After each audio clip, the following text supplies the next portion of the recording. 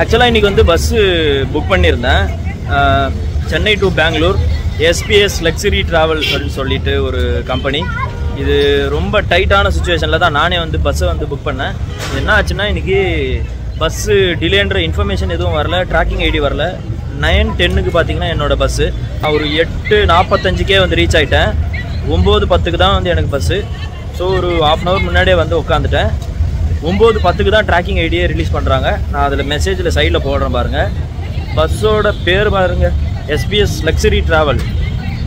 எப்படி இருக்குன்னு அது பஸ் ஏறக்கப்புறம் சொல்கிறேன். இப்போ என்ன நடந்துச்சுன்னா இன்ஃபர்மேஷனே தரல. நான் வந்து உட்காந்துருக்கேன். அதுக்கப்புறமா ட்ராக்கிங் ஐடியை ஓப்பன் பண்ணி பார்க்குறேன். 9:10க்கு தான் வந்தது. ஓப்பன் பண்ணி பார்க்குறேன், அது வேளச்சேரியிலே தான் இருக்குது. 9 ஸ்டாப் முன்னாடி. அப்படின்னா கூட எனக்கு ஒரு 1 மணி நேரம் ஆகும்னு எனக்கே தெரிஞ்சு போயிடுச்சு.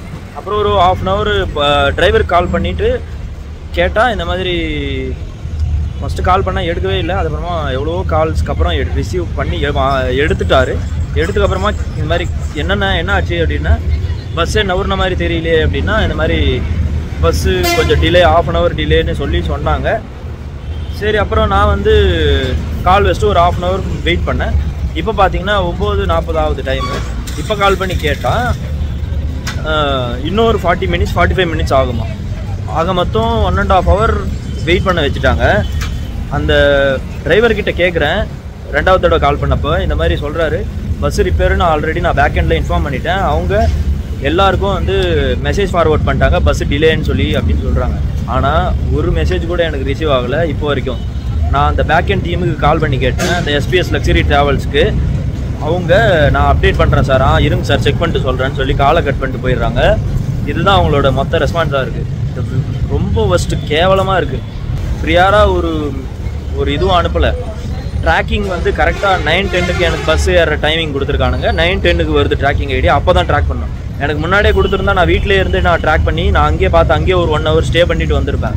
இப்போ தேவையில்லாமல் இங்கே ரோட்டில் வந்து உட்காந்துருக்கேன் 1.5 மணி நேரமாக. இதுக்கப்புறமா எவ்வளோ நேரம் ஆகும்னு எனக்கும் தெரியல.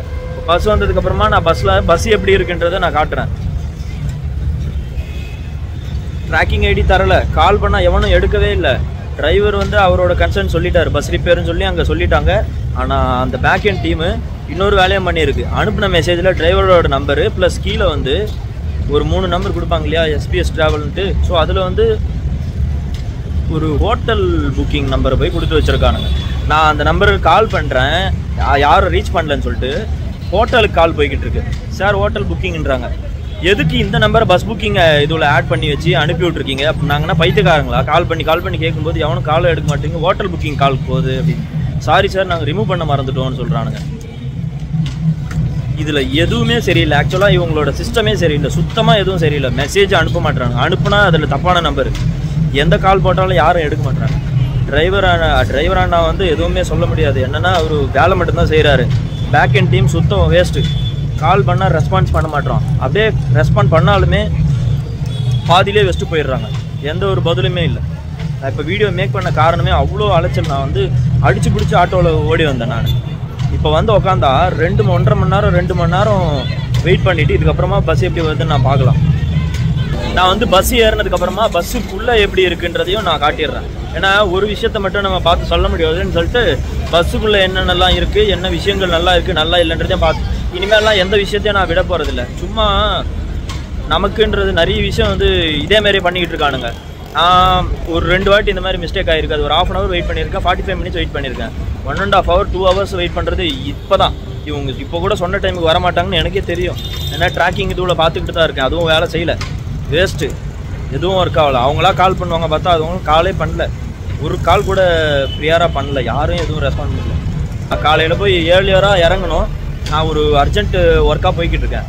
என் டைமிங் மிஸ் ஆகிடுச்சு. இப்போ நான் வந்து 4:30 மணி அங்கே இறங்குவேன், இல்லை 5 மணிக்கு இறங்கினா என் வேலையை ஆகும். என்னோடய பர்சனல் ஒர்க் இருக்குது. 6 o'clockலாம் ரீச் ஆகணும் என்னோடய பிளேஸ்க்கு, அவங்க விடுற இடத்துல இருந்து. இப்போ இவனுக்கு போகிற போக்கு பார்த்தா 7:30 ஆகிடும்னு எனக்கு தோணுது. என் வேலையும் இவனுங்களால் கெட போகுது. நான் அதுதான் தான் மெயினாக இந்த வீடியோவை மேக் பண்ணுறேன்.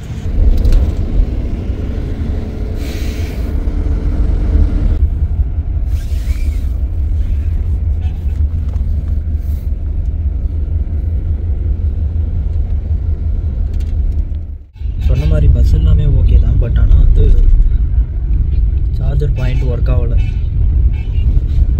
வேஸ்ட். மெயினே அதுதான். நம்ம ஆல்ரெடி ஒரு 1.5 hour வேஸ்ட். மொபைல் நல்ல யூசேஜ். ஸோ சார்ஜ் இதில் வந்து 60% வந்துச்சு. இப்போ நான் ஒரு 1 hour 1.5 hour யூஸ் பண்ணுவேன். எனக்கு சார்ஜிங் இதுவும் கண்டிப்பாக தேவை. என்னென்னா அது ஒர்க்கும் ஆகித்தொல்லையில்.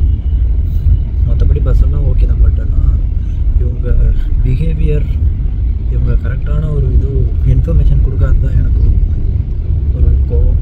வேறு எதுவுமே இல்லை. ஒரு தடவையும் எனக்கு இந்த பஸ்ஸில் ஏறும்போது மட்டும் ஏதாச்சும் ஒரு எக்ஸ்பீரியன்ஸ் வருது. நான் அது எதுவும் ஏதாவது ஒரு நெகட்டிவ் இதோட போடக்கூடாதுன்னு நான் எப்போவுமே நினச்சிக்கிட்டே இருப்பேன். ஆனால் போட வச்சுட்டாங்க. எப்பயாவது ஒரு தடவை இது மாதிரி நடக்கும். எல்லா பஸ்ஸு இதுலேயும் ஏதாச்சும் ஒரு தடவையாச்சும் நடக்கும். ஆனால் இந்த ஒரு ட்ராவல்ஸ் பார்த்திங்கன்னா நான் ஒரு 5 years பெங்களூர் ரூட்டில் போய்கிட்டு இருக்கேன். இதில் லாஸ்ட்